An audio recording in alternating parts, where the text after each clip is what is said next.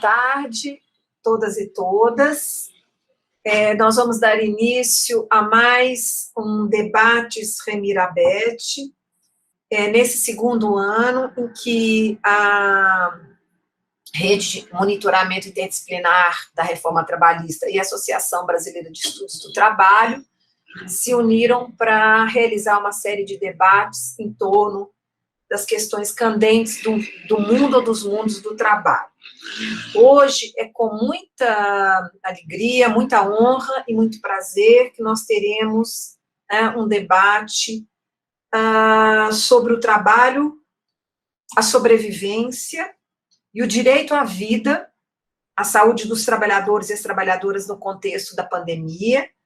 Debate que vai ser mediado pela queridíssima colega Lucy Praun, professora da Universidade Federal do Acre,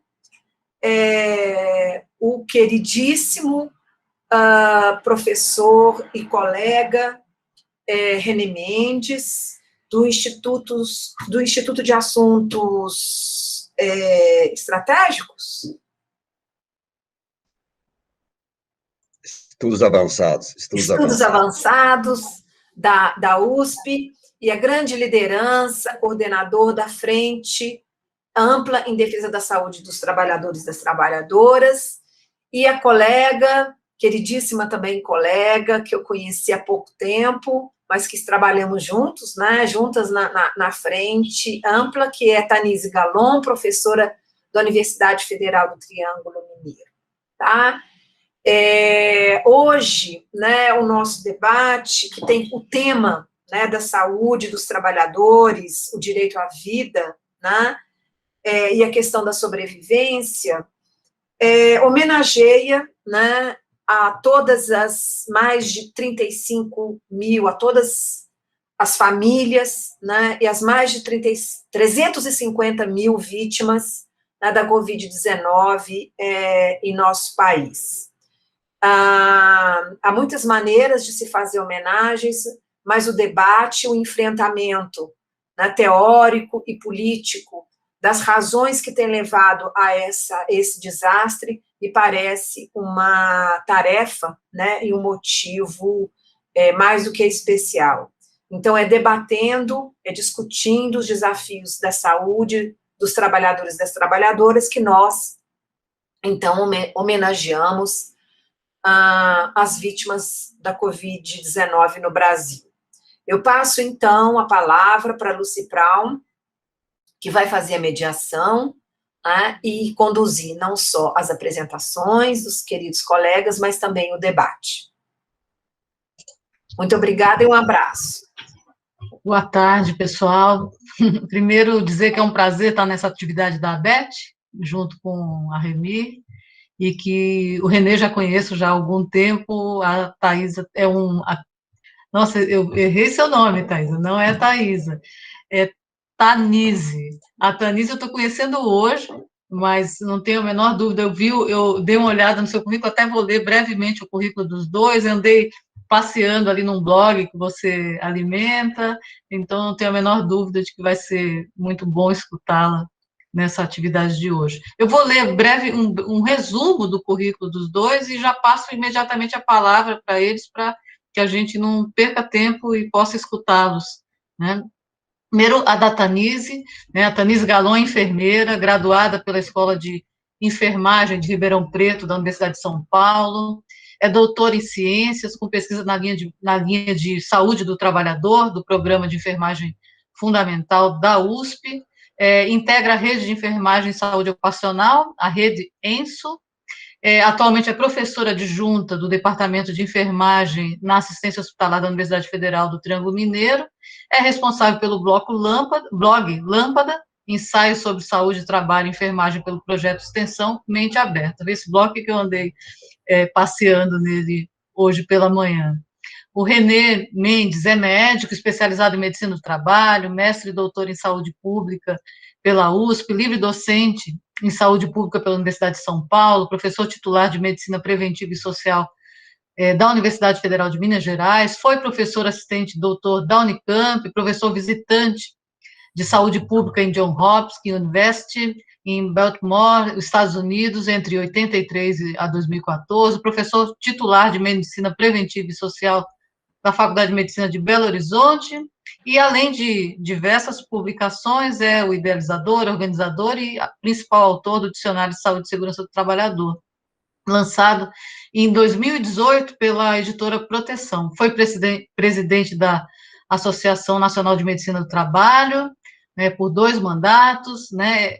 Enfim, é bastante extenso o currículo do René, eu estou dando uma resumida, bem resumida mesmo, né? Ele é atualmente professor titular da Faculdade de Medicina da UFMG, aposentado, pesquisador colaborador do Instituto de Estudos Avançados, como a Patrícia já mencionou, da USP, e é presidente da Associação Brasileira de Saúde do Trabalhador e da Trabalhadora, a ABRAST, né? Assim, de uma forma muito breve, esse resumo só para constar, né? Porque os dois fizeram muito mais coisas do que eu mencionei aqui, evidentemente. Eu passo a palavra já imediatamente para vocês. Agora, a gente não combinou quem fala primeiro, como é que fica isso? Né? Tá aí, Tanise ou Renê? Eu, Digam lá. eu cedo para a Tanise, até porque sou medida como cavaleiro e também porque estou curioso para conhecer o que ela vai falar. Legal. Mas ela pode começar. Tudo bem, Tanise? Tudo então, bem. palavra com você. Ok, muito obrigada. É um prazer estar aqui com todas e todos. Acima de tudo, eu agradeço a Patrícia, a professora Vera Navarro pelo convite. Estou fazendo pós-doutorado com a professora Vera Navarro e a partir dela eu consegui encontrar tantas pessoas que são referências profissionais para a minha vida. Agradeço a professora Lucy também, a cada um de vocês que estão aqui. É uma honra ter estar na companhia de vocês, sobretudo o professor René, da professora Lucy, que são referências para nós da área. Eu vou projetar minha apresentação. Só um minuto.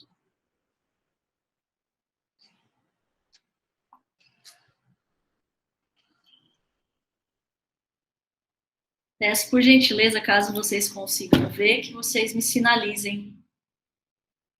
Sim, está perfeito. Tá certo. Só para contabilizar aqui o tempo, eu não passar o tempo. Bom, o tema de hoje, que já foi mencionado, né, o trabalho, a sobrevivência, o direito à vida, a saúde dos trabalhadores e das trabalhadoras no contexto da pandemia, eu gostaria de trazer uma perspectiva que ela se volta um pouquinho para o que eu tenho feito na minha curta trajetória profissional. Ainda estou no começo da carreira universitária, mas me considero próximo a algumas questões, né, que temos desenvolvido na universidade, tanto em termos de pesquisa, ensino e extensão também. Então, a minha fala hoje, ela não vai se voltar para aspectos macro dessa questão. Eu acredito que o professor René Mendes tem total expertise para trazer isso, né? Hoje eu vou aprender com ele também. Então, eu gostaria de trazer uma perspectiva que se volta para a vivência dos trabalhadores, para o que eles têm vivenciado, para o que eles têm relatado a partir do meu projeto de extensão Mente Aberta, no qual eu ouço trabalhadores, né, de todas as áreas, de vários campos. A gente faz vídeos juntos, lives, em que eles contam as experiências deles, e a partir das pesquisas, né, tenho estudado o presenteísmo, o fenômeno do presenteísmo, sobretudo na enfermagem, que é o tema do pós-doutorado, mas também estudando na UFTM há alguns anos a condição de trabalho das trabalhadoras domésticas e dos professores, né, que são temas que a gente trabalha junto às orientações. Então, de início, eu gostaria de trazer essa imagem que me remete a uma certa totalidade do que nós estamos vivendo, apesar dela ser apenas um recorte. A banalidade da morte no supermercado. Essa reportagem, ela foi uma das que mexeu muito comigo nos últimos meses aí de pandemia, quase um ano e meio de pandemia. E de todas as reportagens que estamos o tempo todo lendo, essa foi a que mais me tocou, ao ver, né, o caso de um trabalhador, ele não era trabalhador do local, mas ele era como se fosse um representante de uma marca ali dentro, né? Ele estava em atuação profissional e ele sofre um ataque cardíaco, e a gente observa na foto que o movimento no trabalho segue, os processos de trabalho seguem, enquanto o corpo do trabalhador fica ali exposto, né, representando a total desumanização do trabalhador, da trabalhadora, no seu ambiente de trabalho e para toda a lógica do trabalho nessa égide do capital. Trago aqui também dados atuais, dados de hoje, né, das 10h30 da manhã, o que nós temos de casos relacionados à Covid. Nós temos já mais de 135 milhões de casos confirmados no mundo, com quase 3 milhões de óbitos, né? E aqui eu trago por territórios, né, por países. Nós temos o Brasil ali nos índices elevados nesse momento, né, numa média aí de 4 mil mortes diárias. E interessante que a gente já consegue ver alguns outros países, né, em que há diversas medidas interferiram para que houvesse redução de casos, dentre elas a vacinação em massa, que não representa a nossa realidade hoje. Ela ainda não alcançou os brasileiros e, portanto, grande parte dos trabalhadores, da classe trabalhadora. Aqui eu trago os dados do coronavírus no Brasil, e nós temos aqui, né, já foi mencionado pela Patrícia, 350 mil aproximadamente óbitos de trabalhadores, e eu estou trazendo esses elementos para já chamar atenção, para contextualizar um pouco o que tem significado essa pandemia na vida dos trabalhadores, né, e especificamente dos brasileiros. Muito me chama a atenção de um destaque no site para os casos recuperados, não que isso não seja importante, é importante reconhecermos que há casos recuperados, né? Mas em letras bem menores, ali exposto no site do Brasil, no site do Ministério, os óbitos acumulados, né? Isso já vai, uma certa análise do discurso, uma certa análise imagética do que está acontecendo com os trabalhadores no país, né, com os brasileiros. Aqui eu trago uma publicação da Lancet, já no início, né, a pandemia já tinha começado, ela data de 31 de dezembro, o primeiro relato, e marcada como pandemia em março de 2020. Em maio, nós já temos uma publicação em que o Brasil chama atenção, então eu estou contextualizando o trabalhador brasileiro, né, para a gente poder falar um pouco do assunto de hoje. E, então, o editorial da revista, de maio de 2020, coloca, né, Covid-19 no Brasil, so what? E daí? Né, um discurso, né, do presidente da República que ficou muito marcado. Eu acredito que essa frase ela vai simbolizar social e politicamente, mas, sobretudo, socialmente, o que nós estamos vivendo nesse momento em termos de classe trabalhadora. Aqui eu trago uma imagem do que temos visto no nosso cotidiano. Em Ribeirão Preto já vi algo parecido, mas essa imagem é de um outdoor na cidade de Araraquara, em que nós vemos aqui, né, senhores governador e prefeito, não há contaminação nas empresas, nós precisamos trabalhar, que está totalmente interligado com o que eu mostrei antes, né, um processo de como temos encarado a pandemia, em toda a sua interface, como isso afeta todas as instâncias, inclusive o mundo do trabalho, passando, portanto, por um certo negacionismo que nós tanto temos discutido, né. A partir disso, quando eu penso em saúde do trabalhador, como quando pensamos em saúde do trabalhador, podemos apontar um conceito que, para mim, e acredito que para muitos é um conceito extremamente rico, né, de ampliação, de significação ampla do que seja a saúde, que é a saúde como potência para lidar com a existência. Então, a questão que fica sobre a saúde dos trabalhadores, que potência é essa que eles têm tido, ou quais potências têm sido suprimidas, não propiciando uma existência digna, que é o que nós temos visto como uma questão linear que passa por todas as categorias laborais, umas mais intensamente, outras menos, mas alcançando trabalhadoras e trabalhadores. E isso fica representado nessa imagem, né, que nós temos uma heterogeneidade da classe trabalhadora, e quando eu penso em saúde deles, eu tenho que olhar para isso. Então, nós temos um contexto home office que não representa a realidade da maioria dos trabalhadores brasileiros e que também, por si só, já carrega mazelas relacionadas à saúde, né? E temos aqueles que muitos vão falar, as profissões, as atividades essenciais, aqueles que não podem parar, né? E eles estão vivendo sobre essas condições aqui, que não condizem com o que é necessário para a proteção da vida desses trabalhadores e de suas famílias. Eu trago mais uma reportagem das mortes, essa reportagem é recente, também chama atenção o aumento das mortes entre caixas, frentistas e motoristas de ônibus, e aqui eu trago uma outra classe, que são os trabalhadores, né? Ao menos 83 professores do ensino fundamental morreram, né? Desculpe, professores, estou trazendo a realidade dos professores, que houve aumento de óbitos entre essa classe, sobretudo porque nós sabemos que a pressão pelas aulas presenciais, ela cresceu esse ano, né? Apesar do elevado número de casos.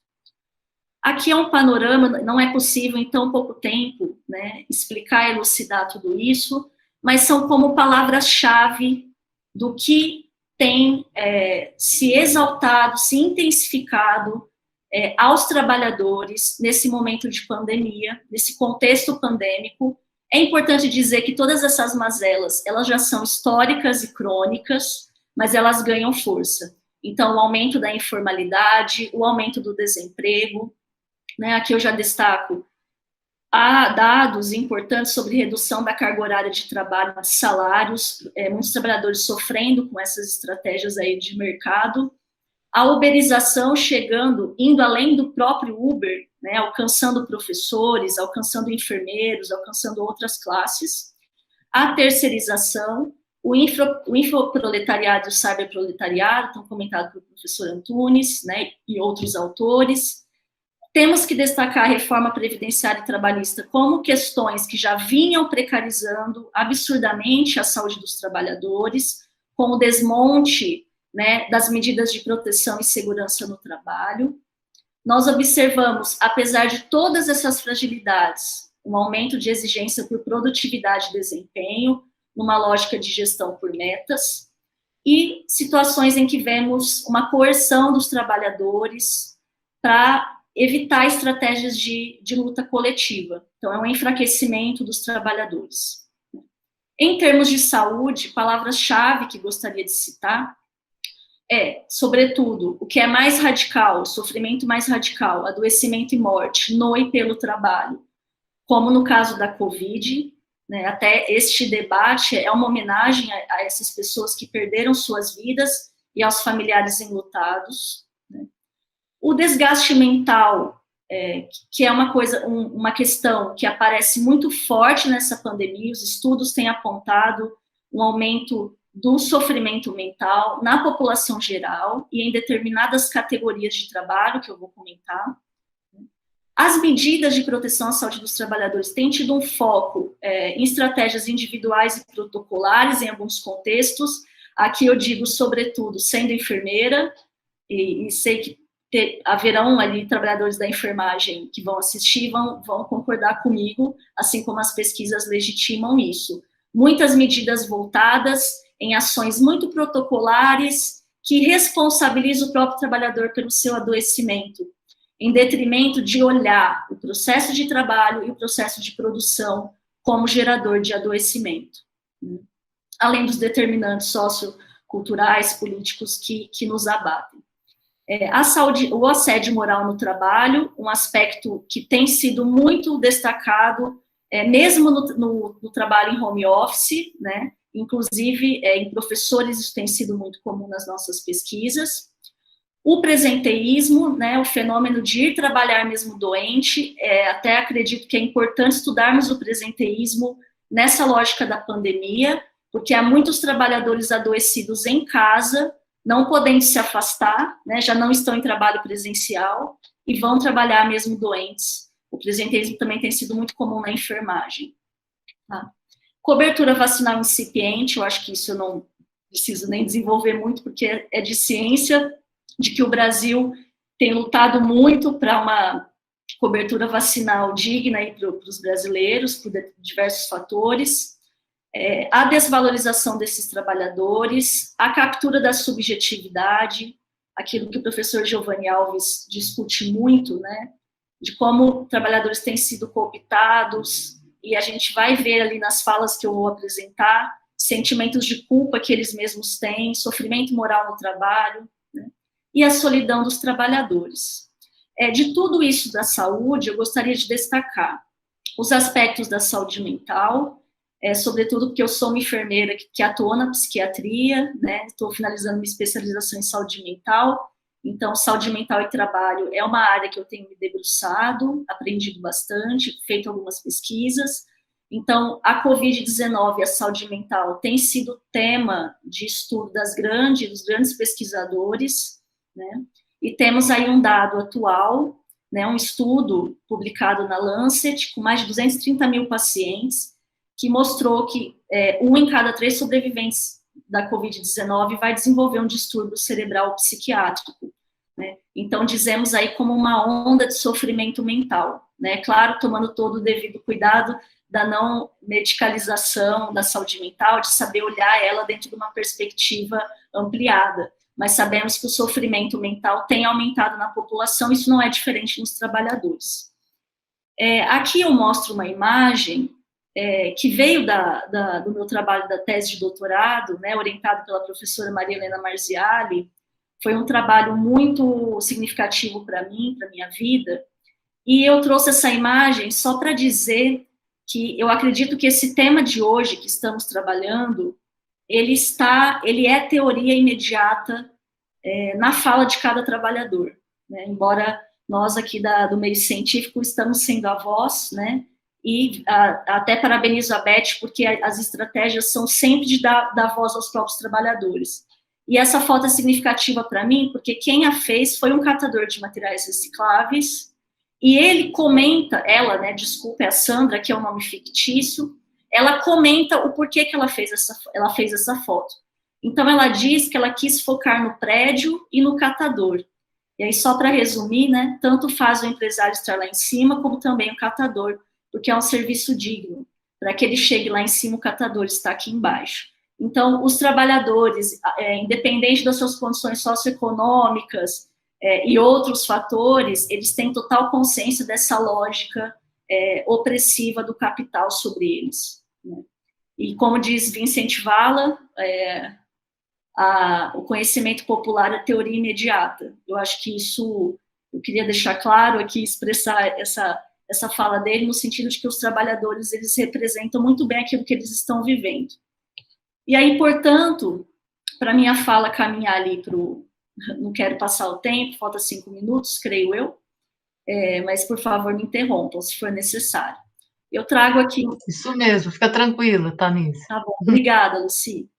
Eu trago 3 imagens. É claro que não dá para falar de todos os trabalhadores, por isso eu fiz aqui um recorte a partir das pesquisas que estamos desenvolvendo na UFTM, e, claro, em diálogo com pesquisas que já estão em vigência, nacionais e internacionais. Aqui é a mão de uma trabalhadora doméstica, né? Então, nós temos uma representação de um trabalho informal, cronicamente precarizado, que é o trabalho doméstico, o trabalho dos professores, muito afetado pelo contexto pandêmico, a saúde deles também, e os profissionais da saúde, como eu sou enfermeira, não poderia deixar de comentar. Sobre as trabalhadoras domésticas, nós temos aqui um destaque, é uma das classes em que a saúde delas, as condições de trabalho, foi reiterada no contexto da Covid. Elas foram muito afetadas. Aqui a gente tem uma publicação da OIT ONU de 2020, que traz muitos dados, né? Temos dados aqui do PNAD no Brasil, então o perfil dos trabalhadores domésticos, né? Temos 6 milhões, e interessante que um dos mais afetados pela pandemia são os profissionais da saúde, enfermagem, e nós temos os trabalhadores domésticos como uma profissão altamente afetada também, entre as 3 primeiras mais afetadas, né? maioria mulheres, então nós temos uma questão de gênero e trabalho, que já é crônica, ela já é determinante de adoecimento, e que isso se intensifica na pandemia. E a questão da cor, né? Mulheres negras representam 63% dessas trabalhadoras. E não é a gente não pode negar aqui que a primeira vítima de Covid no trabalho, um dos casos mais famosos reportados, foi uma trabalhadora doméstica do Rio de Janeiro, né, que a reportagem vai dizer que ela trabalhou mesmo com os patrões tendo voltado da Itália, já adoecidos por Covid.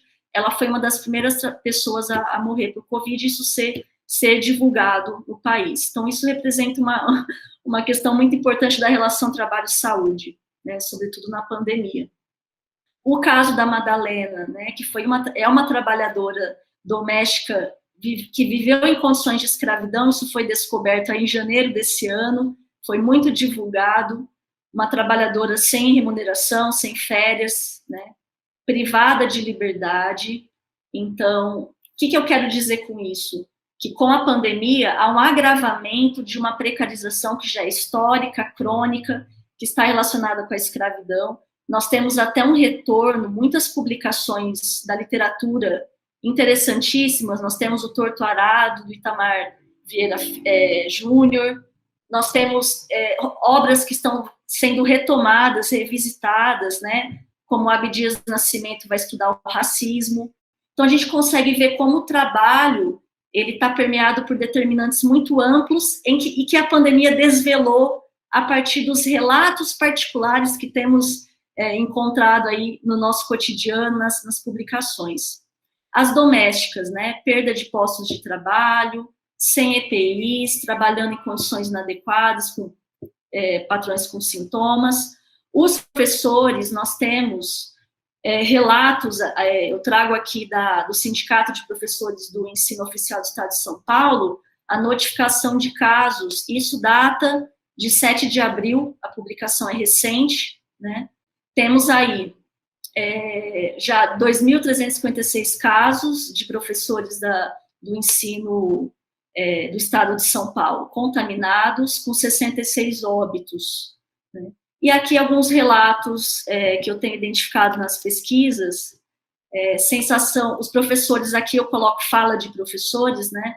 Sensação de desproteção, de abandono, sentir-se um código de barras, né? Essa frase é muito impactante: a pandemia aumentou o meu medo de perder o emprego e a minha subserviência. Então, é uma intensificação da precarização do trabalho. Sentir que tem mais carga horária de trabalho. Há uma lógica de mercado que diz que o trabalhador na pandemia tem feito menos, e a gente sabe que não, os dados têm colocado o oposto, né? O sofrimento com a não separação do horário dentro e fora do trabalho, para aqueles que estão em home office, que não representam a maioria do brasileiro, mas há casos sim, né? Causando sentimentos de tristeza, desânimo e frustração nos professores, incertezas com relação à volta às aulas. E aqui eu trago uma situação, né? Nós temos professores trabalhando com aula presencial hoje, com 4.000 mortos diariamente, né? Em aula presencial, ao mesmo tempo em que ele está projetando uma aula online para 20 outros alunos em casa. E ele tem que se desdobrar entre a aula presencial para os 10, porque, né, querem preservar o isolamento social, mas conciliados a uma aula online. Então, todo o estresse, ansiedade, o uso de medicações entre professores, né? E situação aqui que é importante, eu destaco aqui, o pior é que chega no momento que você é levado a se sentir culpado quando você adoece.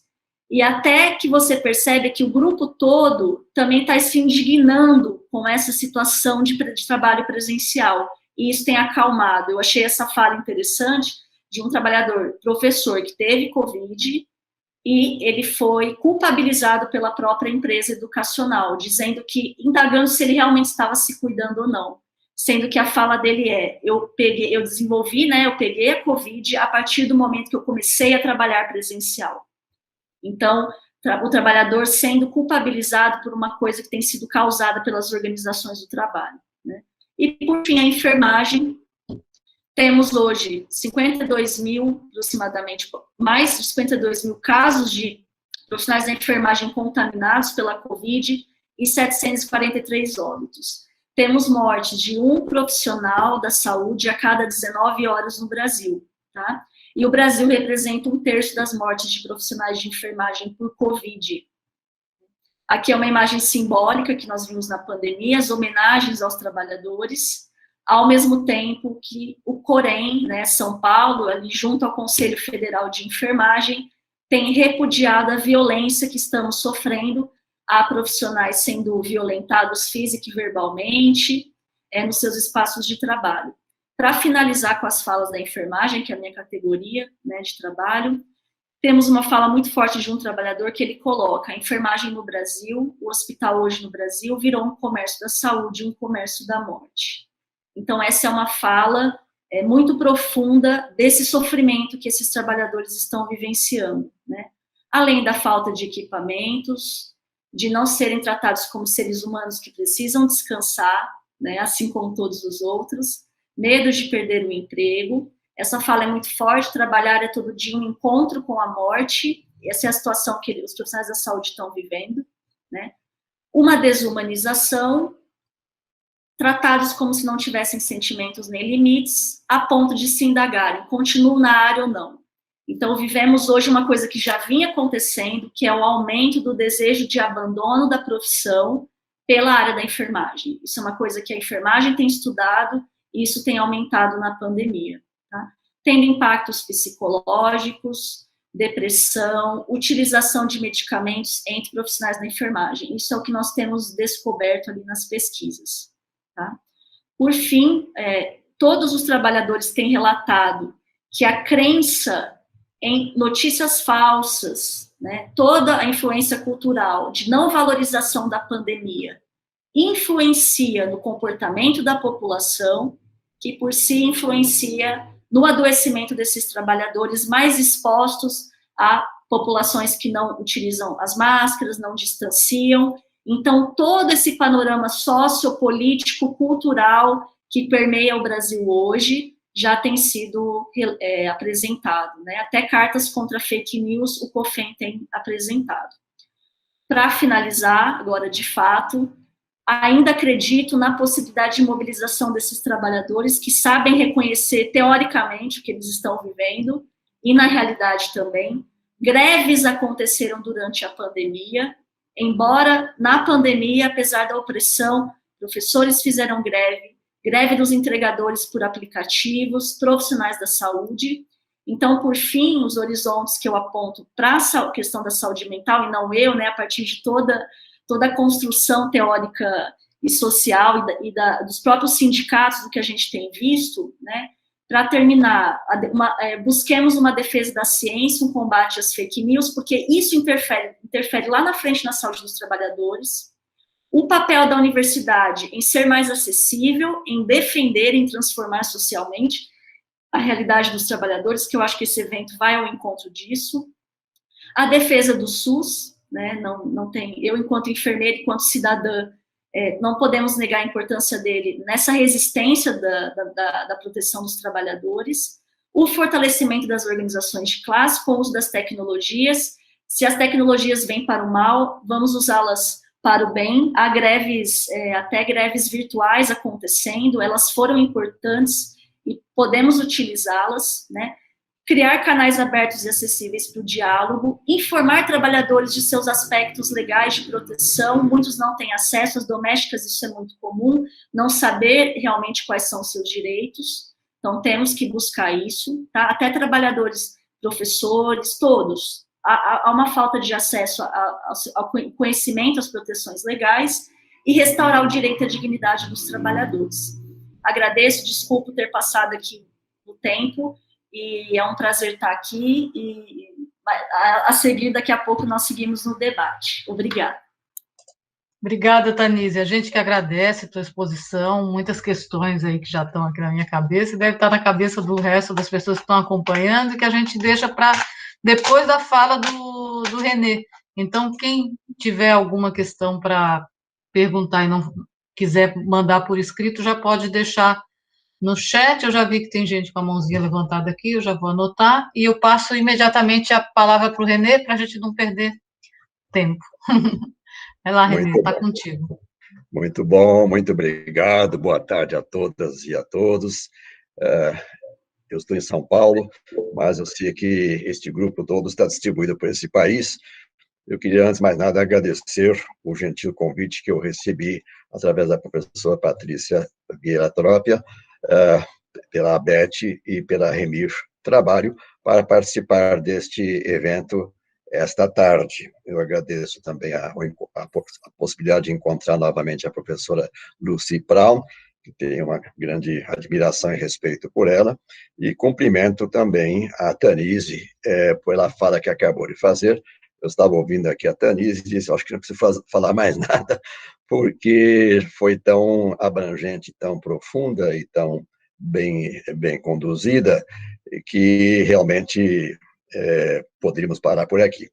Mas, para completar, então, o tempo e o que foi previsto, e também para não, fazer propaganda enganosa de que anunciaram 2 nomes, depois, na hora, um deles declinou. Eu queria, então, usar meu tempo, que eu estou olhando aqui no relógio do lado aqui, para não passar o meu tempo, e até porque a parte que vai haver debate, com a participação da própria Lucy, Patrícia, e as perguntas nós queremos preservar para que termine dentro do horário previsto, que é 17h30, pelo que me informaram. Eu vou fazer uma breve apresentação de alguns slides também, então vocês agora peçam a Deus e a todas as forças para que eu acerte aqui esse momento de acesso ao meu material, e que espero que seja bem sucedido, e eu farei essa transição agora, exatamente agora, e... Pronto, já deu certo. Ah, que bom! Então, o estresse já passou agora, deixa por conta da tolerância de vocês. Eu tomei esse anúncio, porque esse anúncio, inclusive, é a versão... vou cobrir aqui embaixo, tem um negócio para ocultar aqui. Essa versão eu recebi agora à tarde, ela é uma versão que veio mais recente, e ela, se não me engano, acrescentou ou fez uma nova redação a este que está assinalado em vermelho, e eu fiquei feliz de ver essa redação dessa forma. Esse debate é uma singela homenagem da Remir Trabalho e da ABET às vítimas da Covid-19. Viva o SUS! Eu assinalei em vermelho porque assino embaixo e também junto à minha singela homenagem, neste momento, à iniciativa que a ABET e a Remir Trabalho tiveram, nesse momento, anunciando essa intenção.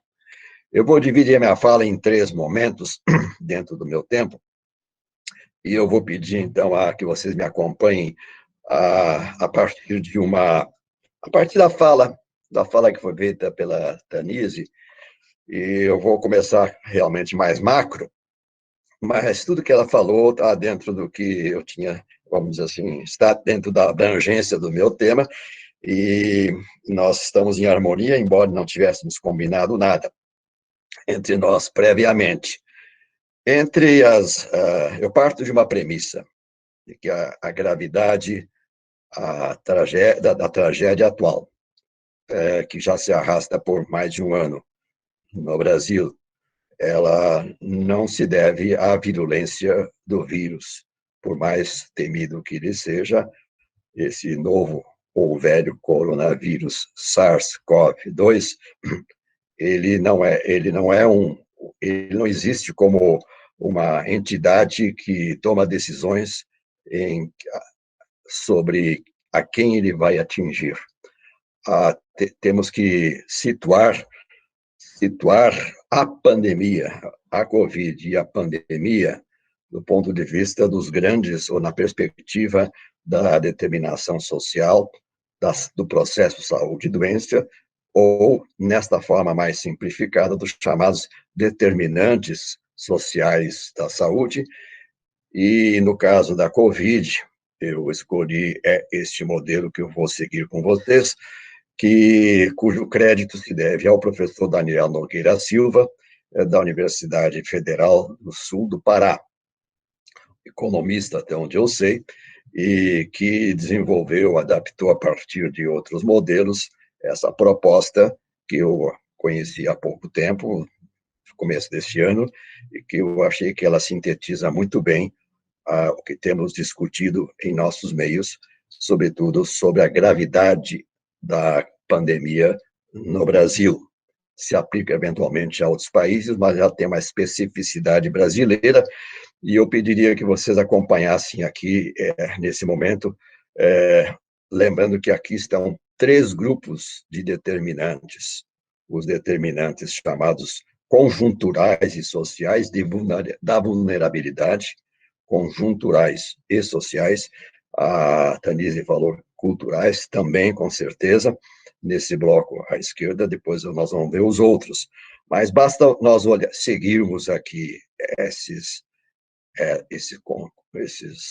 vamos dizer, componentes, né, do contexto político e socioeconômico, nós vamos, então, começar a entender um pouco mais, vai esclarecer um pouco mais sobre o que nós estamos falando, o cenário político de instabilidade, de enfraquecimento das instituições, o cenário macroeconômico da crise que já existia, a baixa taxa de crescimento, a política social de alta taxa de desemprego, informalidade e ampliação da pobreza, isso já antes, acentuado também, que nós vamos ver nessa lógica do modelo que eu estou adotando, e cultura e valores sociais, as políticas públicas de redução do orçamento na área da educação, saúde e proteção social, e a cultura e valores sociais, a polarização política, né?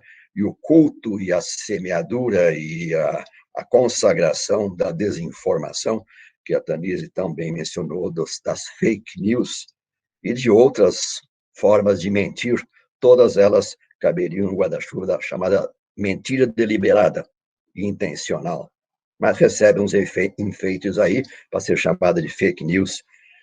E este que explica muito o Brasil encontrou os determinantes estruturais e se acentuou sobre os determinantes chamados estruturais e sociais da vulnerabilidade, e que estão aqui nesse bloco do meio, essencialmente representados pela posição socioeconômica. Também já foi mencionado aqui a questão das classes mais atingidas pela pandemia, onde os trabalhadores têm um lugar especial, que eu também, mais tarde, vou fazer uma referência mais detida, ainda dentro do tempo, e uma ênfase no gênero feminino, que a distribuição não é aleatória, e aqui nós estamos falando tanto da distribuição do risco do contágio, como também do curso da doença, ou seja, são 2 momentos, momento de exposição e contágio, o momento de desenvolver a doença e o curso dela, cuja não só incidência é maior, mas também a gravidade, inclusive a letalidade, que é a proporção de mortos sobre os adoecidos, é maior.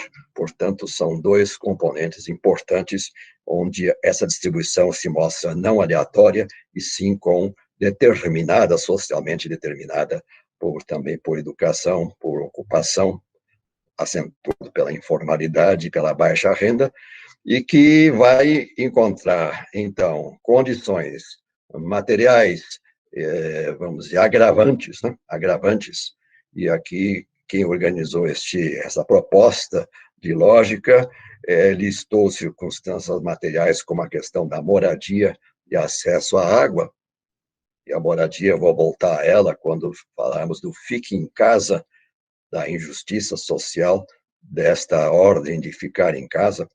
Em seguida, um componente questionável, os chamados comportamentos e fatores biológicos, que muito se valorizou no início da pandemia, e inclusive virou uma espécie de álibi, porque, como se dizia, tal pessoa morreu, já vinha junto, mas ele era obeso, mas era gordo, ou era gorda, e era diabético, e era hipertenso, e era cardíaco, e quase uma chamada culpabilização da vítima. Quem mandou ele ser obeso, quem mandou ele ser diabético?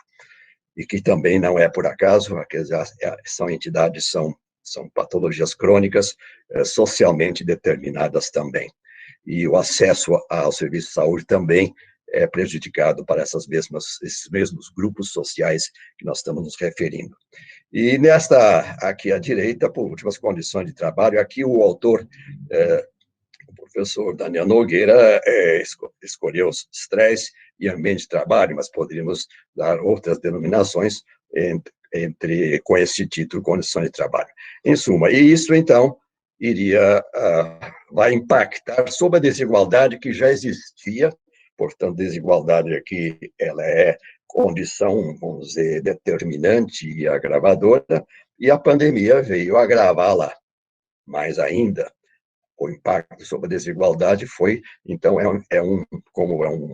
um círculo vicioso entre causas e efeitos, ou determinantes e impactos, e que vamos, então, ter uma sobrecarga e tudo aquilo que foi mencionado aqui pela Danise, corretamente, que é uma profissional da área de saúde, e o sistema de saúde superlotado, não dando conta. Felizmente, ainda o SUS, heroicamente sobrevivendo, porque tudo foi feito para destruir o sistema público, o serviço público, os serviços públicos. E este modelo, então, proposto pelo professor Daniel Nogueira Silva, que poderíamos fazer alguns pequenos ajustes, ele está na essência da compreensão da gravidade da pandemia. E o meu segundo tópico, dentro do meu tempo, é reforçar aquilo que a Danise já disse. Trabalhadores e trabalhadoras no epicentro da destruição da pandemia da Covid no Brasil. Eu fiz uma listinha de tópicos, muitos já foram mencionados, mas eu queria fazer uma breve referência justamente ao que eu acabei de dizer, que no mundo do trabalho, na classe trabalhadora, também não foi por acaso que ela está sendo especialmente atingida. A pandemia encontra uma classe trabalhadora, e se quiserem usar outra expressão, classe dos que vivem de seu trabalho, com uma acentuada perda de direitos sociais, com um histórico de acelerada precarização, com a aplicação de políticas chamadas de austeridade e Estado mínimo, que são políticas perversas, e que esses nomes pomposos de austeridade, na verdade, são uma camuflagem de intenções de uma política ultra-neoliberal, que tem a intencionalidade, efetivamente, de provocar esta destruição que está sendo hoje consagrada, alcançada, não é por acaso, está sendo alcançada nesse projeto ultra-neoliberal que o Brasil, vamos dizer assim, é um dos modelos mais assustadores do momento. E a distribuição, então, geográfica, isso já se sabia.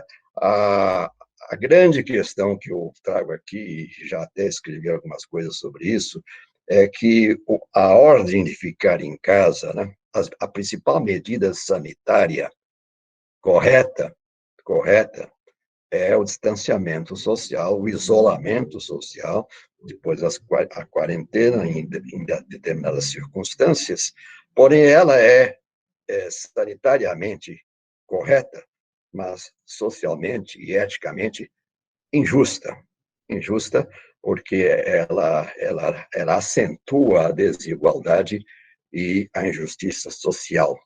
A grande questão é quem pode ficar em casa, e primeiro começa perguntando quem tem casa, e segundo, quem tem casa que possa significar um abrigo, uma proteção contra o vírus ou contra as circunstâncias, quem tem casa onde possa exercer o item seguinte aqui, o trabalho remoto, tipo trabalho remoto, o home office ou qualquer outro nome.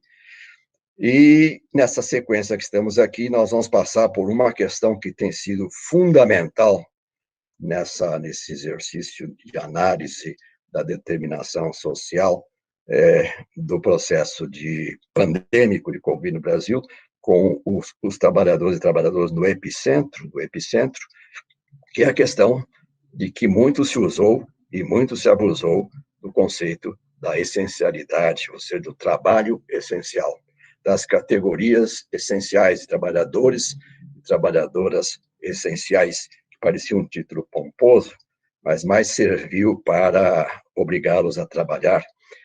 Incluem-se aqui os que têm que trabalhar mesmo, os que estão na linha de frente, mas há um grande grupo que foi abusado até o dia de hoje, inclusive as trabalhadoras de trabalho doméstico e os trabalhadores de frigoríficos, como se sabe, para exportação, e muitas outras atividades que até hoje, ainda diariamente, ouvimos que estão sendo utilizadas sob esse pretexto da essencialidade. Essenciais são todos e todas as trabalhadoras.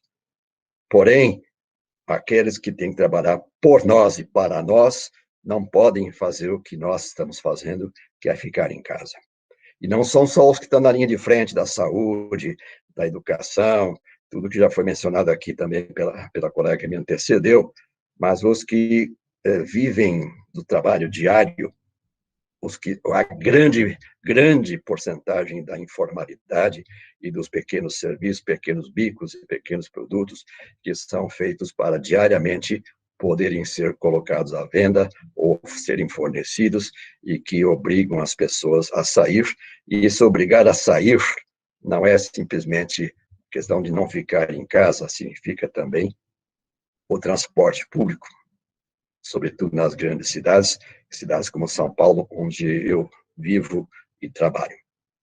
Essa lista poderia seguir, talvez nós aqui já estejamos hoje chegando nesses dois tópicos finais aqui, desta transparência, e que se associam a uma perversidade de fundo, e que acho que nós temos gritado pouco demais, protestado pouco demais, que é a questão da renda básica. A renda básica de cidadania, a renda que deveria ser renda básica de cidadania, o chamado auxílio emergencial, que se tornou uma vergonha nacional, uma vergonha internacional.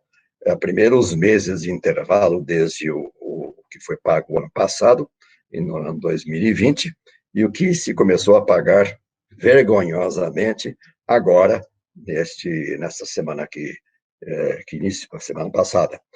E, nesse sentido, então, eu queria dizer que esta lista de tópicos que está aqui está na raiz da explicação por que o Brasil vai tão mal na pandemia e por que é uma tragédia nacional para trabalhadores e trabalhadoras, onde se somam as mortes e aos adoecimentos e mortes pela Covid e as mortes e sofrimento provocados pelo desemprego, provocados pela fome, pela miséria a que estão sendo empurrados todos os dias centenas de milhares de pessoas.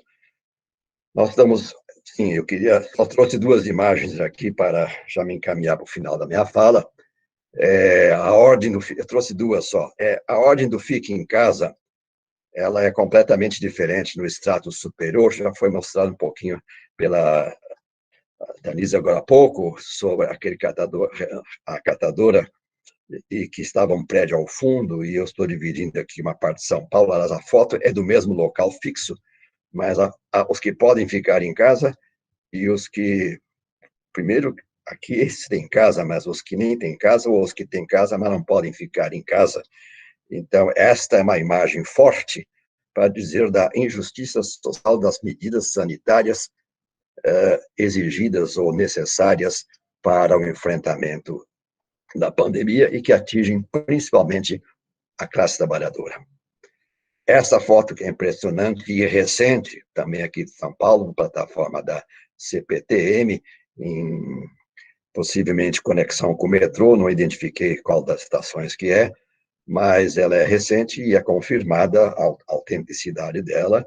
Vê-se aqui justamente nessa aglomeração em todas as portas do trem, no momento de embarque ou de desembarque, mas parece aqui um pequeno momento de desembarque, outros esperando para embarque, um retrato explicativo da gravidade da pandemia. É literalmente um retrato, uma fotografia, mas ela não se reduz a essa situação aqui na Estação da Luz, ou Barra Funda, ou talvez outra aqui de São Paulo, mas ela é uma amostra da gravidade do problema.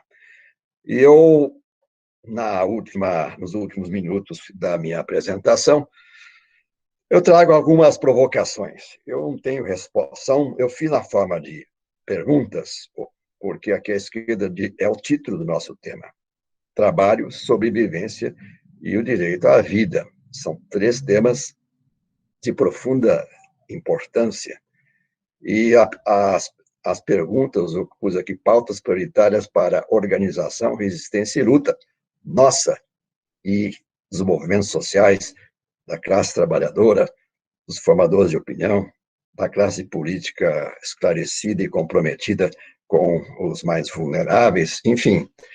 E a questão que eu trago é uma provocação sobre o que efetivamente estamos dispostos a, ou se faz necessário, enfrentar a organização para enfrentamento, resistência e luta. É o vírus, o novo coronavírus, uma forma biológica de ver, mas também pode ser a questão da exposição ocupacional, que já foi mencionada aqui. É a doença, a pandemia, nas suas dimensões, que já foram mencionadas também, no sentido não só do momento agudo, mas dos efeitos tardios.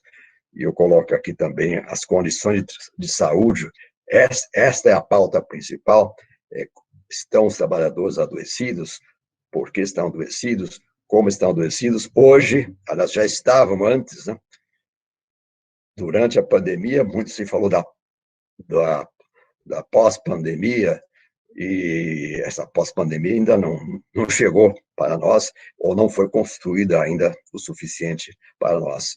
Então, os impactos de médio e longo prazo, a questão das condições de trabalho, ou o nosso foco é o modo de produção capitalista, que precisa ser mudado, ou são as políticas sociais, econômicas, trabalhistas e previdenciárias que retiram direitos, que foram aceleradas, estão sendo aceleradas a todo dia, a pretexto da pandemia, ou são as macropolíticas econômicas e sociais geradoras e agravadoras ou agravantes das desigualdades sociais?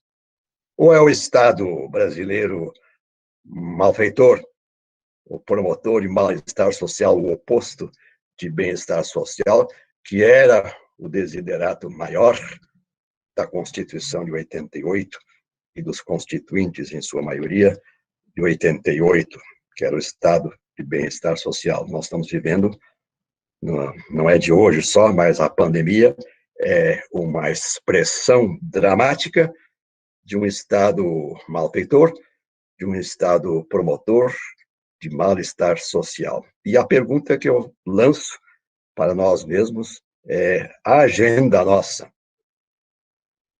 O que é mais urgente, o que é mais importante, ou todos esses itens deverão ser objeto, ou deverão fazer parte da pauta, das pautas prioritárias para enfrentamento, para organização, resistência e luta.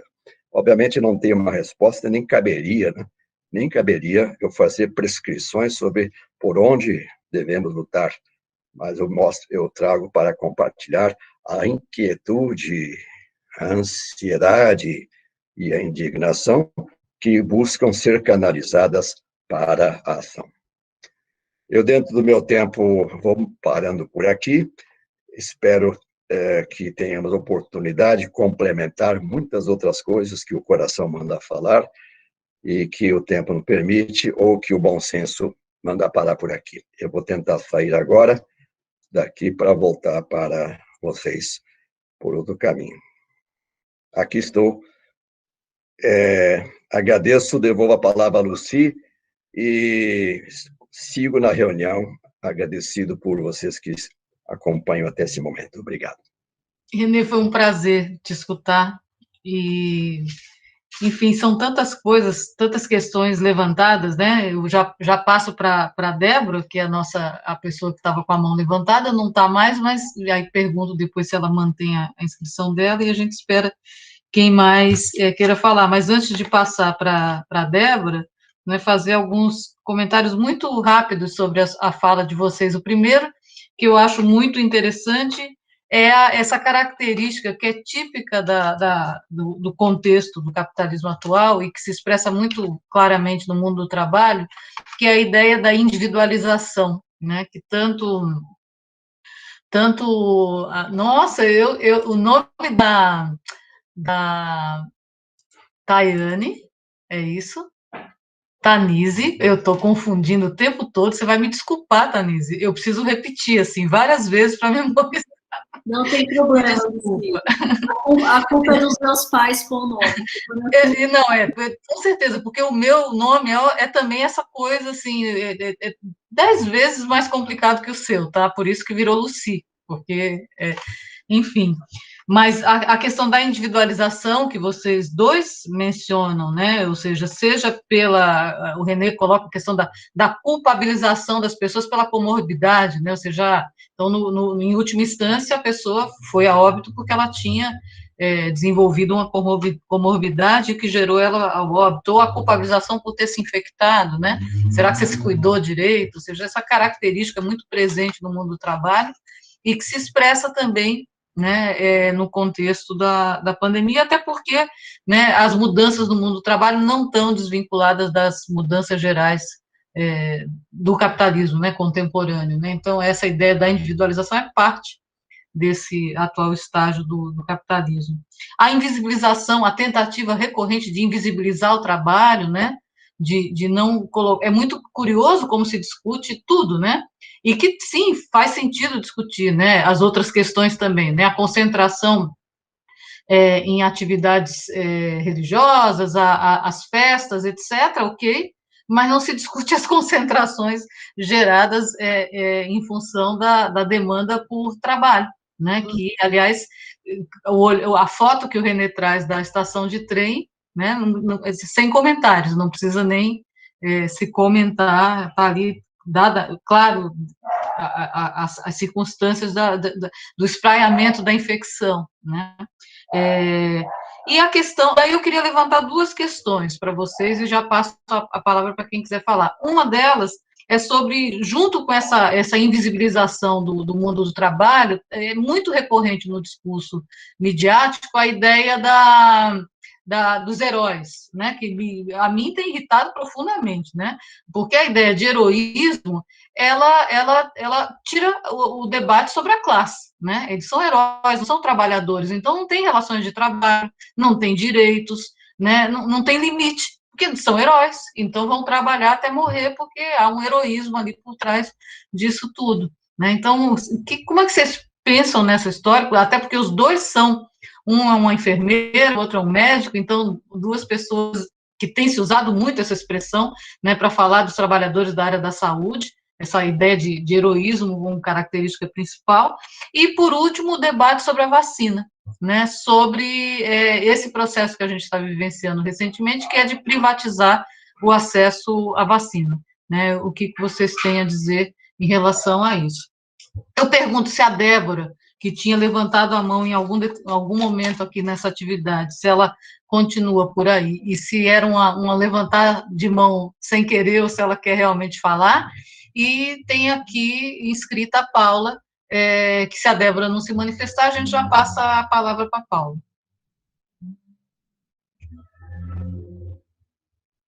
Nada da Eu vou Débora. tomar a palavra porque a Débora, na verdade, ela escreveu que clicou sem querer, está no chat. Ah, foi? Eu não vi ainda. Ela escreveu, olha. Isso. Foi sem querer, estou vendo aqui, eu cliquei sem querer. Legal. Vai lá, Paula.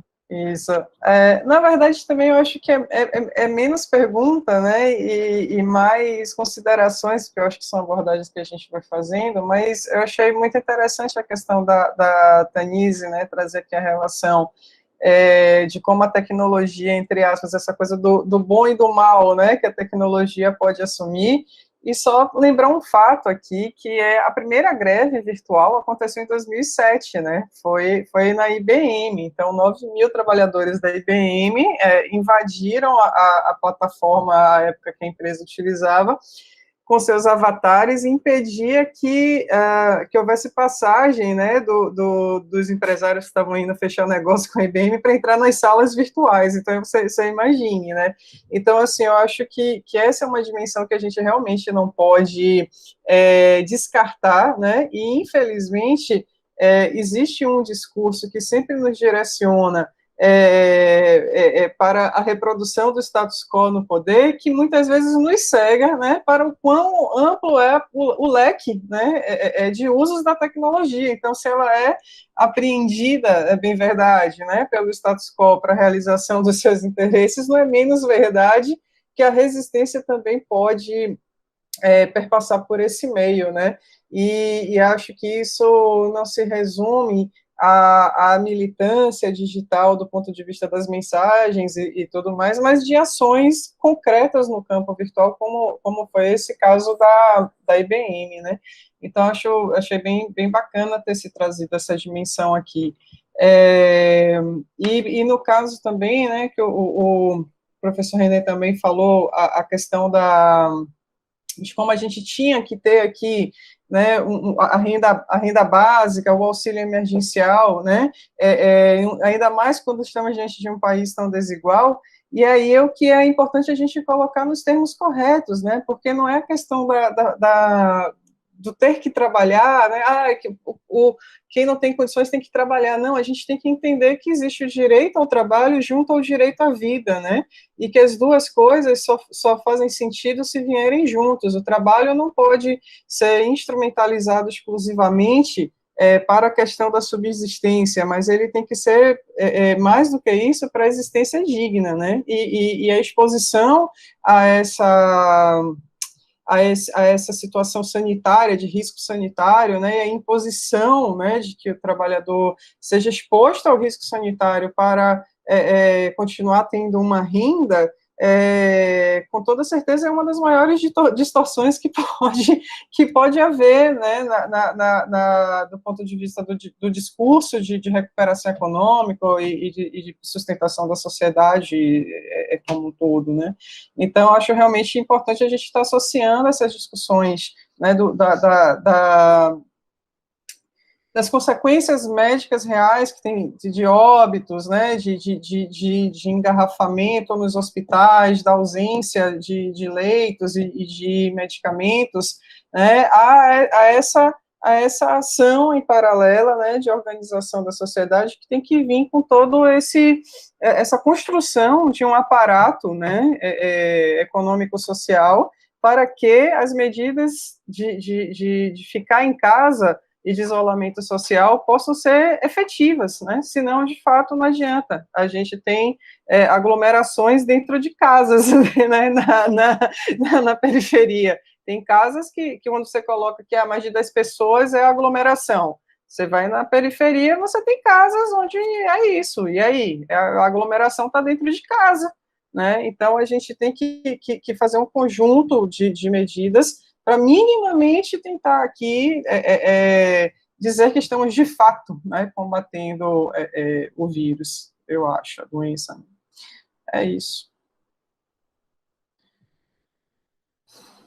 Bom, eu não tenho anotação de... aqui tem uma mensagem... não, é outra coisa, falando dos editais. Eu não tenho nenhuma anotação de ninguém. A Patrícia está levantando a mão. Excelente, gostei demais. E aí queria aproveitar para fazer uma pergunta para a Danise e para o Renê, porque vocês dois tocaram, né, na questão da individualização da doença, né, ou a culpabilização da doença. E me parece que, na verdade, aí é uma dúvida, né? Essa é uma característica da nossa sociedade. O capitalismo tende, né, a individualizar, a responsabilizar, né, os indivíduos, né, pelo seu sucesso e também pelo seu fracasso, pelos seus problemas e pela sua conquista. Claro que isso depende da cultura política, do momento histórico, né? Depende um pouco do quanto que estruturas de bem-estar foram ou não conquistadas, países que têm uma tradição mais liberal ou não. Mas de que maneira que isso se exacerba na pandemia? Como é que vocês acham, né? Como é que vocês percebem que isso fica mais evidente? E como a gente pode, politicamente, cientificamente, pedagogicamente, fazer esse enfrentamento, né? Acho que essa é uma questão importante. A segunda pergunta é para o René, né? Acho, René, que no seu último slide, que foi super interessante, você faz uma série de perguntas, né? Ou seja, o que a gente combate primeiro? Qual é a nossa principal prioridade? Agora, evidentemente que está tudo articulado, né? Porque a gente pode imaginar que um combate radical, né, à pandemia, não apenas, né, ao vírus, ou não apenas à doença, mas contextualizando, né, a doença, contextualizando a disseminação do vírus, a gente relaciona com tudo, com a pobreza, né, a gente relaciona com a miséria, a gente relaciona com, né, reforma trabalhista, com precarização, a gente relaciona com as condições sociais, a gente se aproxima da política, né?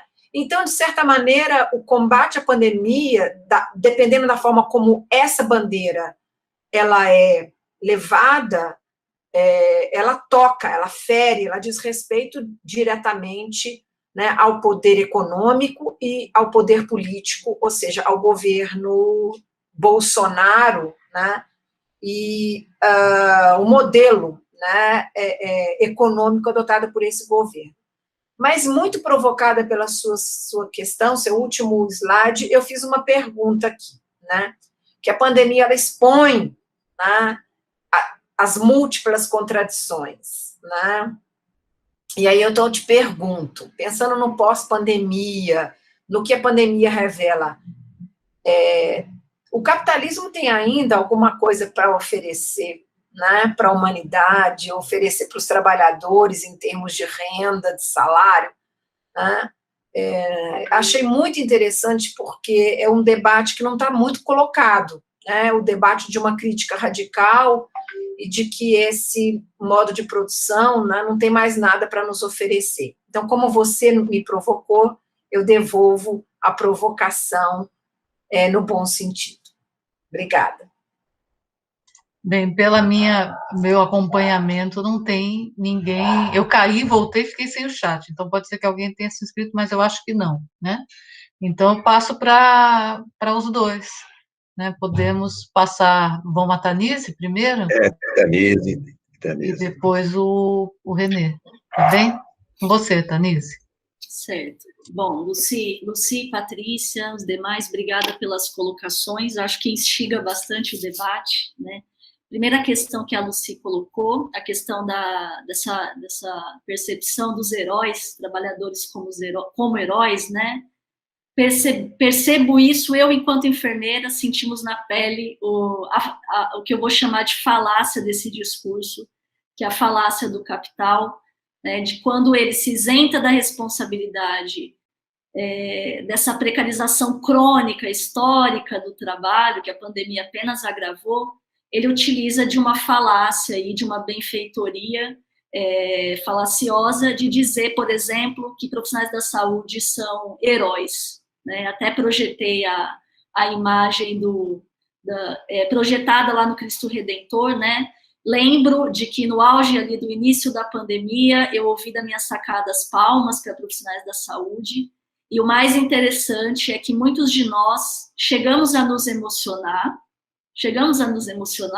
ao mesmo tempo que sabemos a perversidade de determinadas instâncias ao promover isso, paralelamente não ofertando condições dignas de trabalho. Então, por exemplo, a enfermagem, temos nos queixado muito hoje do desfalque das escalas, é assim que a gente chama nos corredores, mas seria a desproporção entre a demanda e o serviço que é ofertado. Na pandemia, isso agravou, os afastamentos nossos aumentaram, não temos profissionais suficientes, mas isso já é um problema velho da profissão. E me lembro também de um projeto governamental na pandemia, que o nome, para mim, desvela essa falácia do heroísmo, que, na verdade, é precarização, que foi o projeto Brasil Conta Comigo, né? O governo fez um projeto assim, eu acho que esse título, ele já é interessante, porque o Brasil Conta Comigo é quase uma convocação para uma guerra, né? Sem indagar como estamos, temos famílias, também temos medo de morrer. Então, o Brasil Conta Comigo é quase nos recrutar para uma linha de frente, para sermos os primeiros ali na batalha de campo a levar as flechadas, né? Então, há toda uma falácia do discurso nesse sentido, que não condiz com o que esses profissionais têm dito, né? Heróis, portanto, é algo que nós temos que tomar cuidado até com esses elogios, né? Nas pesquisas com a enfermagem a gente ouve muito, não quero ser chamada de herói, eu só quero ter o meu salário digno, que desde que entrei na profissão luto por ele, né? Sobre a questão, Lucy, da privatização do acesso à vacina, eu coloco algumas incongruências com relação a isso, a partir do que tenho lido dos especialistas comentando, inclusive do campo da saúde do trabalhador. Né, a primeira coisa, a privatização das vacinas, o Brasil, então, começa com o movimento a gente viu, né, medidas aí legais para que empresas comprem as vacinas, né, e elas falam que elas doariam metade para o SUS, né. Esse é o discurso, e aí cai um pouco na falácia do heroísmo. Então, vamos pensar, primeiro eu chamo o trabalhador de herói, depois eu digo que darei a vacina para ele. Então, eu maquei um estado de benevolência. Porém, comprar a vacina, o que significa isso? Se empresas comprarão a vacina, quantos trabalhadores do Brasil hoje atuam em empresas? Primeira coisa, desigualdade social de acesso. Somos um país hoje de aumento da informalidade e do desemprego. O trabalhador brasileiro não é a maioria das empresas. Elas são ali um percentual menor, tá? Ou seja, significa que não serão todos os trabalhadores que seriam alcançados, né? Outra questão importante, ao meu ver, a defesa do SUS. Nós somos cidadãos que não recebemos benevolência por intermédio do SUS, né? O SUS, ele vem de um financiamento público, que o trabalhador, com o seu trabalho, também promove, ele constrói isso. Então, é dever desse Estado fornecer essa vacina gratuitamente, que não esperemos de empresas para ter esse benefício, tá?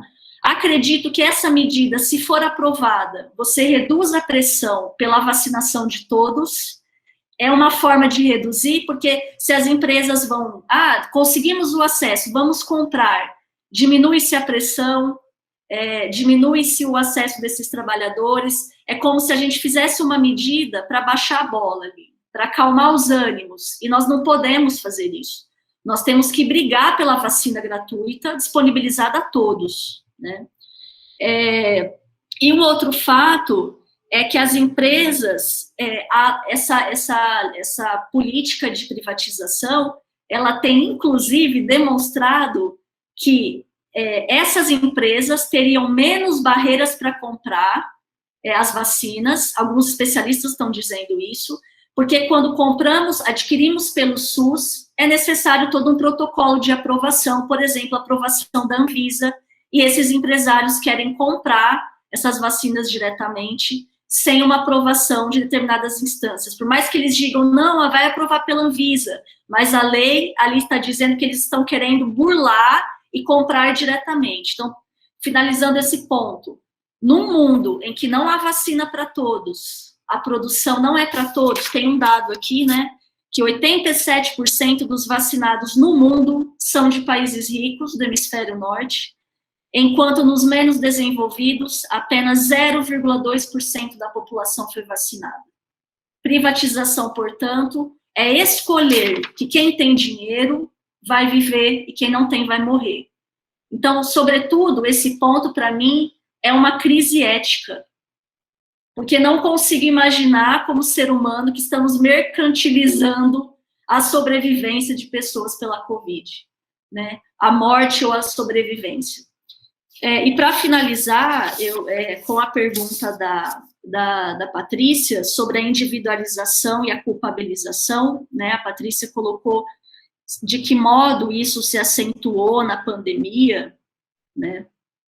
Eu acredito que essas medidas de individualização, como vocês mesmas já disseram, o professor René Mendes também, já é um projeto do capital, né? É um projeto da acumulação flexível, de tornar essa classe trabalhadora cada vez mais sozinha, né? A professora Lucy também tem trabalho sobre isso, e outros aqui, a questão da solidão nos espaços de trabalho.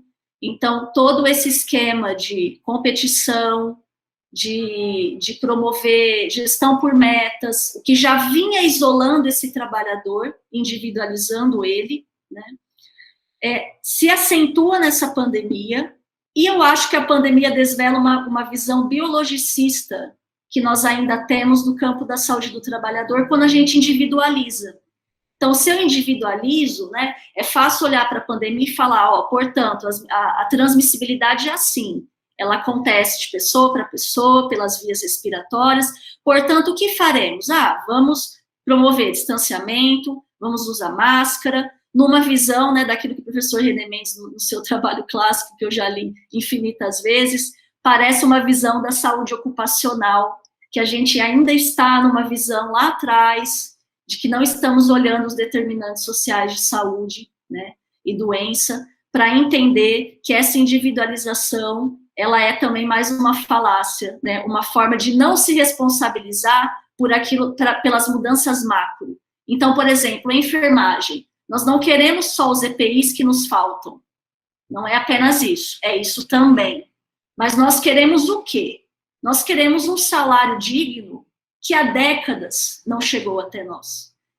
Nós queremos redução da carga horária porque nós trabalhamos em 3 vínculos, né? Eu cresci com o meu pai, vendo ele raramente durante a semana, eu não tive convivência forte com o meu pai, porque eram 3 vínculos empregatícios. Eu praticamente não via o meu pai. Essa é a realidade dos profissionais da enfermagem. Então, quem que irá mexer nessas questões? Quando elas serão tocadas? Isso não é de interesse do capital. Então, nem o básico tem sido feito, né? Mas, para finalizar, acredito que, embora haja individualização, culpabilização do trabalhador, é a fala que eu mostrei do professor. O professor falou assim, quando a empresa disse que eu era culpado pela Covid, os meus colegas no grupo do WhatsApp começaram a reclamar junto, e eu percebi que eu não estava sozinho.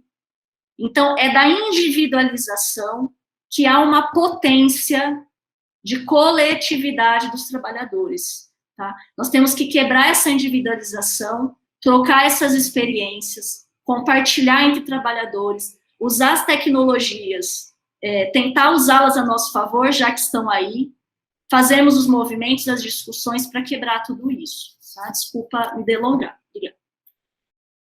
Foi ótimo, Tanise, muito boa a sua fala.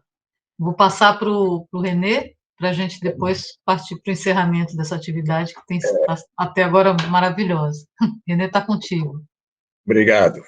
Eu estou atento ao horário, e as respostas a questões que eram para nós dois, sobre a questão dos heróis, e sobre a individualização, sobre a vacinação, eu já vou deixar como respondidas com muita qualidade pela Tanise, porque eu diria talvez as mesmas coisas, mas em palavras diferentes, e eu tenho meu apoio, meu endosso total ao seu modo de ver, Tanise, e representa, nesse momento, você nos representa aqui com perfeição. Eu apenas, aproveitando que temos só 4 minutos, eu queria, então, continuar a provocação da Patrícia, da professora Patrícia, porque seria leviano de minha parte dar uma resposta cabal, que, aliás, não cabe a nós dar respostas, talvez cabe mais fazer mais perguntas, né? Mas um modo de abordar essa questão complicada que ela colocou, e que eu havia colocado, e que ela novamente coloca, é um pouco em relação à questão das causas da Covid, ou das causas, né? Então, quanto mais próximo do vírus, ou da visão biológica, talvez seja mais fácil atuar. Foi mencionada a questão, por exemplo, do EPI, corretamente como um exemplo, vamos dizer assim, bem localizado, bem material, bem objetivo, e que é mais fácil de atuar, fornecer um EPI, por exemplo. Então, é como se fosse assim, graus de complexidade, graus de proteção, né, que vão para as causas das causas, né? Quando falou em vacinação, a vacinação tem sido realmente, inegavelmente, é um grande recurso. A imunização por vacina tem mais de 100 anos, pelo menos a história da vacina tem mais de 200 anos, das vacinas. Então, assim, é um recurso importante. Mas a vacinação também é um escape, né? É uma forma, vamos assim, de encontrar a solução para tudo. A vacinação contra a Covid não é a resposta para todas as mazelas reveladas e agravadas pela Covid, mas ela é essencial nesse momento. O que realmente pouco se valoriza é justamente para trás-mente, né? O que está atrás e que, para tentar, vamos dizer, uma agenda mais poderosa,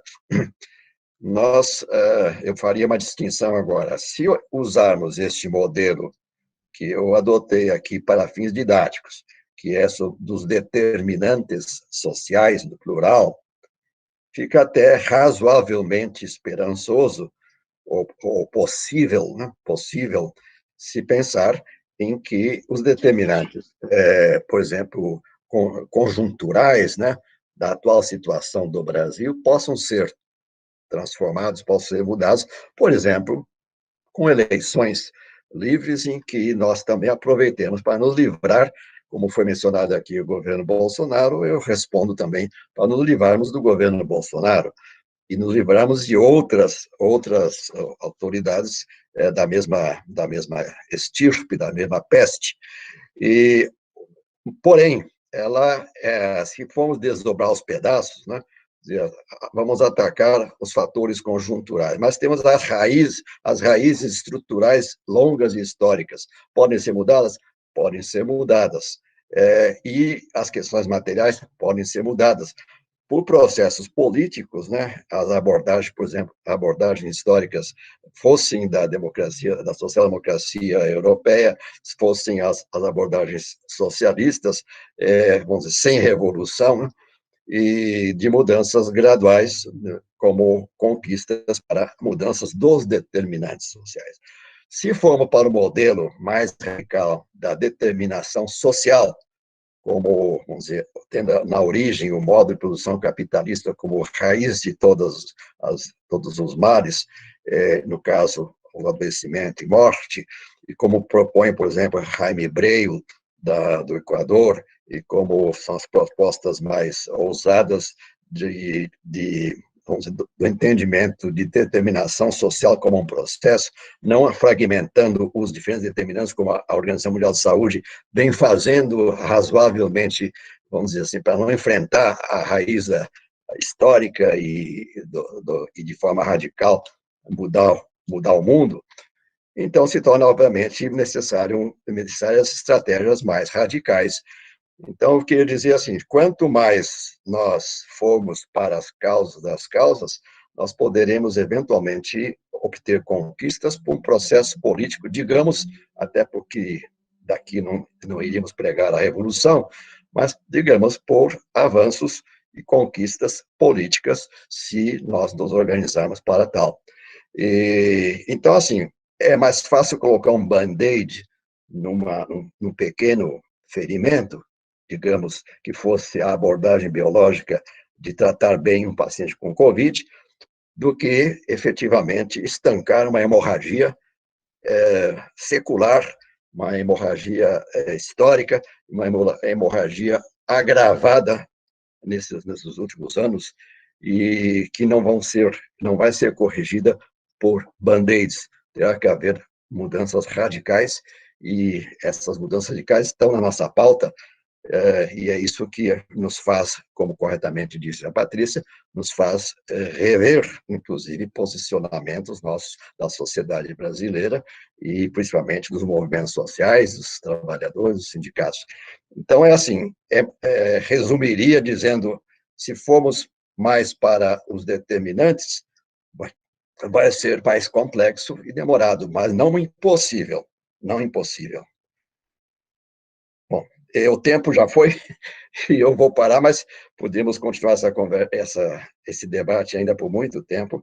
E se alguém me perguntou, mas é possível que aconteça alguma mudança política no Brasil no curto prazo? Mas, eu vejo o que está acontecendo nos Estados Unidos. Os Estados Unidos não é modelo para nada e para ninguém, mas tinha um Bolsonaro lá dirigindo os Estados Unidos, e a mudança com a chegada do Partido Democrata vem, no curto prazo, alcançando alguns avanços interessantes. E não vou dizer que vai solucionar a raiz do problema da lógica capitalista, mas, inegavelmente, há resultados de curto prazo que podem ser mostrados como é possível pela via política. Obrigado. Bom, eu que agradeço tanto a participação dos nossos dois convidados, como a oportunidade de estar aqui como mediadora dessa conversa tão boa. E que, nossa, tem tema para várias outras, né? A fala do René já aponta para isso no final, a da Tanise também, enfim. Eu acho que essa mesa tem uma coisa muito legal, que é a possibilidade de pensar nessas questões a partir de uma perspectiva interdisciplinar, que é algo que deve mover, do meu ponto de vista, as nossas pesquisas, né? Inclusive o nosso sentido de mudança, né? Se precisamos mudar o mundo, precisamos mudá-lo juntos, né? Pensando a partir das diferentes áreas das ciências e com a mão bem apertada e amarrada aos movimentos sociais, né? Que junto com eles a gente consegue mudar o mundo. Eu acho que é isso. Eu vou passar a palavra para a Patrícia e para a Paula, e me despeço também por aqui, agradecendo. Paula, querida, está contigo.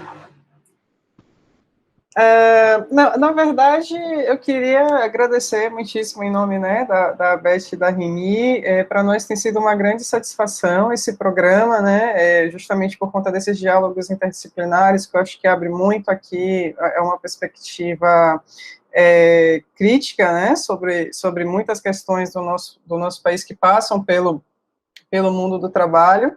E, com isso, agradecer naturalmente a disponibilidade de todos, né, que vieram aqui também nos assistir, e o agradecimento especial aos nossos palestrantes, expositores, né, e que esse espaço esteja sempre aberto para quando vocês quiserem voltar, né, será com toda certeza sempre muito bem-vindos. É isso.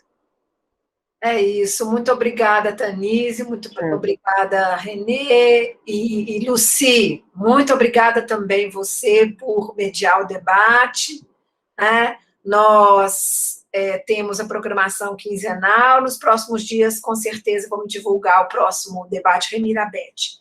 E lembrando que até o dia 15, quinta-feira, nós estamos recebendo as comunicações, as propostas de mesa redonda, e temos também um edital do Prêmio Mundos do Trabalho aberto para o 17º encontro da ABET. Fiquem ligados e ligadas. Um beijo.